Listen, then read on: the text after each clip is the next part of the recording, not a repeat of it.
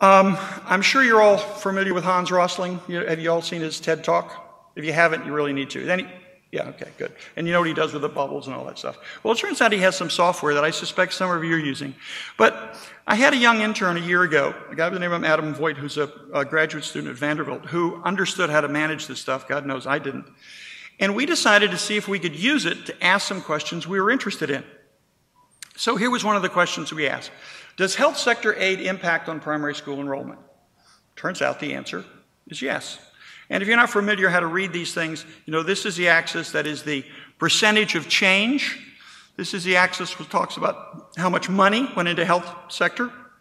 And then the size of the circle is the population size of the country relative to others. And when you see this slight sloping upward, yeah, it actually has some impact. So you read it that way and this way. What we did was to create something called a sector balance index. Because that's what we wanted to test. We wanted to see if you got a sort of balanced income to a country versus a country which had a really imbalanced sectoral investment, did you find any differences? We had to make this up, and we decided that the perfect balance was 31% for education, 48% for health, and 20% for governance. And I promise I do not change this when I talk to an education office and tell them that we put 48% for education and 31% for health. This is actually what we did. And we added governance. You notice governance isn't on this Millennium Development Goals. And the reason we did is because Adam was very impressed with the work of Amartya Sen and believed that some of the things he said actually made a difference, that political rights were important to the conceptualization of economic needs. So we looked at investments in governance as well.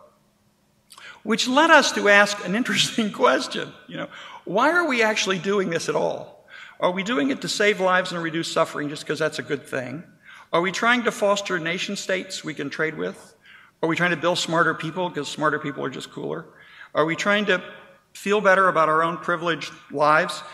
Or the latest reason for development is that, you know, we got to do something about the planet, and development is part of that planetary solution. And all the answers to all these questions, of course, matters to what we came up with. Now I'm going to show you a slide which is totally wasted because you are not going to pay attention to it, but I hope you do.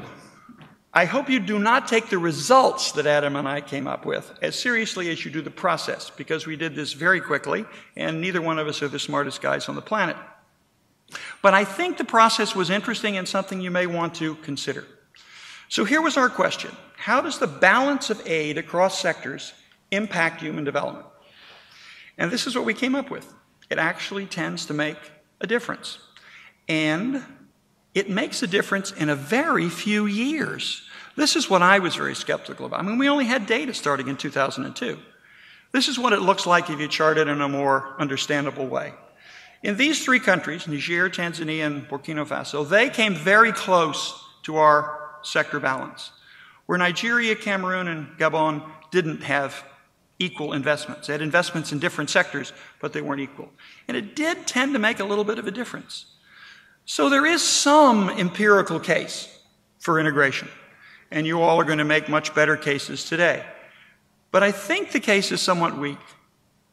The moral and the common sense argument is very strong, extremely strong. But I think this is the argument you're going to raise, you're going to run into deepest time, and you have to ask yourself this question. Can you raise money for integration? All we've been able to raise money for are children who are dying of something. That's what people want to pay for. They want to pay for it in the UN. They want to pay for it at the Gates Foundation. They want to pay for it in homes of Americans and Europeans who are donating money. This, I think, is the biggest challenge you're going to face. How can you frame integration in a way that it appeals to money? So you may ask yourself at this point, oh my God, here's this old guy, does anything really change? Yes, it does. Big things have changed. This is a huge change, absolutely huge change. So the harder a wife works, the cuter she looks. I always thought that was a great idea. It's a little old now, though, isn't it? Although, you took that idea and you said, okay, we're not only going to make her cute, we're going to make her rich. We're going to loan her some money. We're going to put her in a business. And now when she works hard, she's going to be an entrepreneur. I will never forget the first time I walked into a village in the Gambia where there was this clutter of poles around a tree. And I'd worked all my life in Latin America. I really didn't know Africa very well at all. And I said, you know, what is that? They said, oh, that's the bantaba. That's where all the men sit. And they talk about all the important things in the village. Oh, what are the women doing? Well, the women are not doing very important things. They're taking care of the children, fixing the food, harvesting the crops, and managing the money. But the guys are, this is the serious place in the village. This is where the important stuff takes place. I said, yeah, I can see that. That's changed. It's beginning to change. And this is changing. We don't really understand what this change is going to be, but the world is changing. It is significantly different place. But it hasn't changed every place at the same rate we want. So it's very, very disappointing. And even in America, we're still having stupid debates whether the toenail polish on a 4-year-old boy should be pink or black. So these are continual things. Change isn't a light switch. But when you think of what Brazil did for AIDS drugs, you say, man, that's the kind of change I could believe in. When a country just decides to take control of its own destiny. So we asked one other question, why do things change? We had an interesting approach to this. We said, let's take epidemiology and the history of interventions and put the history of interventions over epidemiology, okay? So let me show you what I mean. So here's the epidemiology of U.S. fertility rates from 1910 to 2010. And when you take the history, and it's so interesting, you just go to Google and say the history of U.S. fertility, and it'll give you a chronological history. That's where we got all this stuff. So all these things happen. And it's interesting, they happen at these peaks. So there is some relationship between all these things that happen.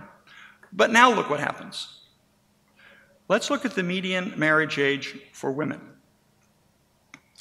If you're in empirical science, you couldn't ask for a bigger predictor of fertility rates. When something happens, when X happens, then Y happens. When you take X away, then Y goes away. When you put X back, then Y comes back. That's pretty close to something that makes a difference. So some of the things are not our interventions. Things change for other reasons. Here's motor vehicle deaths. This one's really interesting too. Okay, here's the price of gas. And look at the relationship of the price of gas and motor vehicle deaths after 1960 when gas became expensive. So that when gas costs more, fewer people die on the roads. A lot easier than getting people to wear seatbelts.